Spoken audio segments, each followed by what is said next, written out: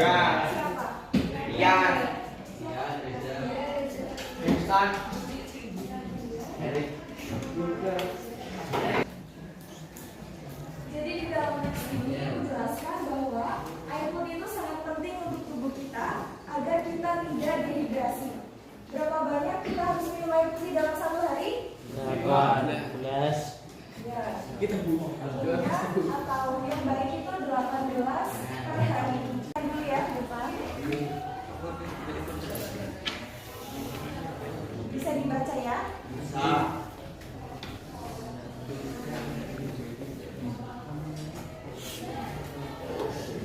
Kira-kira barusan itu termasuk jenis apa? Ada tahu? Ya betul sekali. Itu merupakan contoh teks eksposisi. Apa ada yang tahu apa itu teks eksposisi? Ya. Baik, Ibu akan memberitahu. Jadi teks eksposisi adalah sebuah teks yang berisikan tentang gagasan atau ide dari penulis untuk menceritakan tentang sesuatu hal. Ya, dalam teks eksposisi itu bahasanya biasanya baku, lugas. Apa ada yang tahu apa saja strukturnya? Belum ada yang tahu? Kalau belum ada yang tahu, Ibu akan menampilkan materinya. Kita akan mempelajari tentang teks eksposisi. Apa itu teks eksposisi? Bagaimana ciri-cirinya? Dan apa saja strukturnya?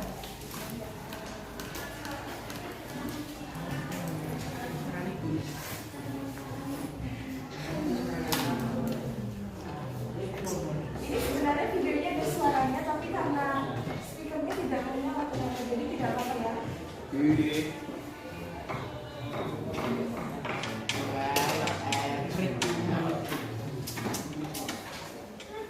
Nah, ini dia. Eksposisi merupakan teks yang digunakan seseorang untuk menyajikan suatu gagasan. Dikaji oleh penulis berdasarkan sudut pandang tertentu. Nah, dalam teks eksposisi itu juga menyatakan alasan berdasarkan fakta. Jadi tidak hanya berisikan opini dari penulis itu sendiri. Ciri-cirinya, yang pertama, menjelaskan informasi atau sebuah pengetahuan.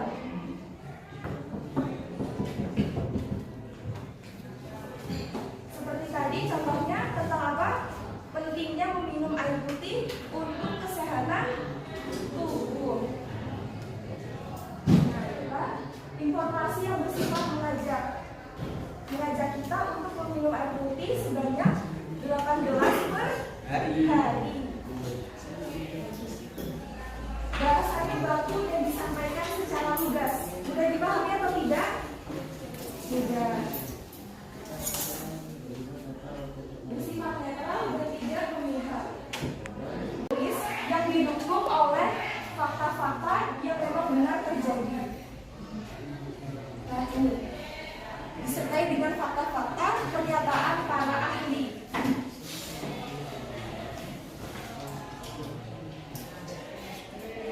Kemudian yang ketiga ada penegasan ulang, ditegaskan kembali, dikuatkan kembali argumentasi dari teks tersebut,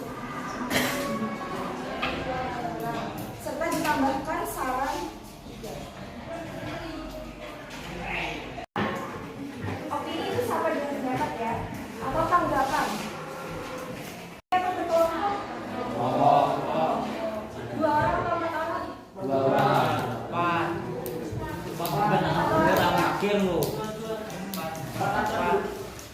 Orang macul.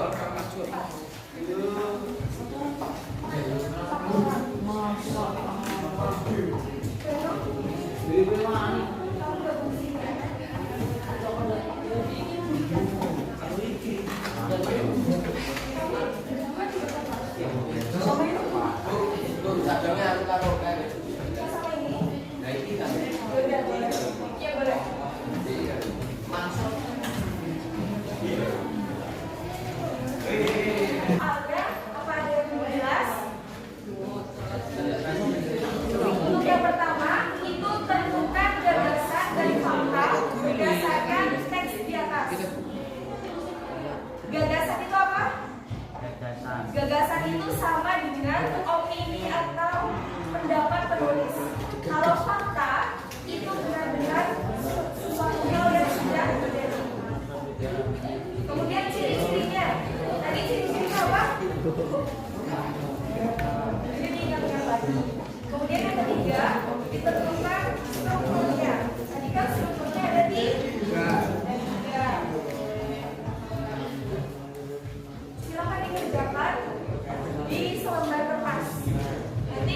kalian.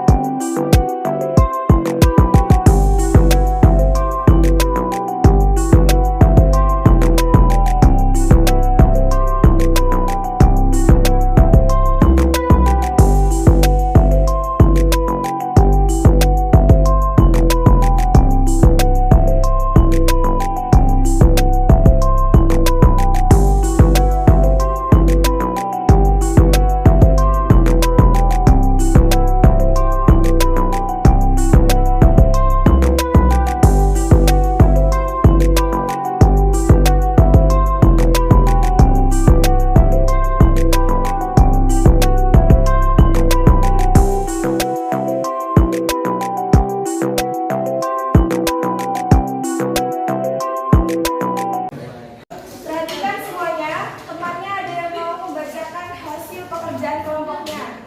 Coba didengarkan, sama atau tidak dengan jawaban kalian? Iya,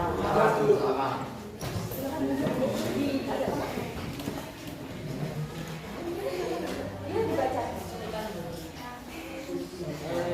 Temukan gagasan dan fakta berdasarkan yang di atas.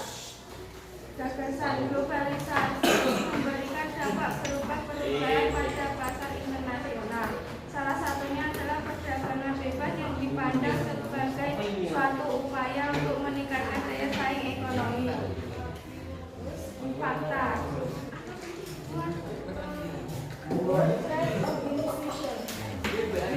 Atau organisasi perdagangan dunia merupakan satu-satunya badan internasional yang secara khusus mengatur masalah perdagangan antar negara. Sebutkan jenis struktur ekspor di atas. Bahasanya baku, berisi tentang pengetahuan dan mudah dipahami. 3. Tentukan bagian struktur teknik atas. Peran dan manfaat BTO. Paragraf 1 bagian tesis.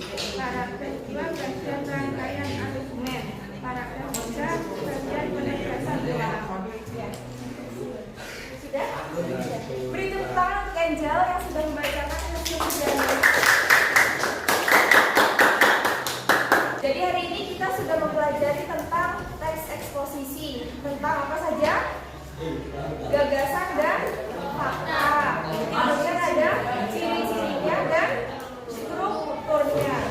Nanti gagasan dan faktanya sudah dibacakan oleh Angel. Kelompok belakang yang pojok, kalau diperhatikan. Pojok. Gagasan atau pendapat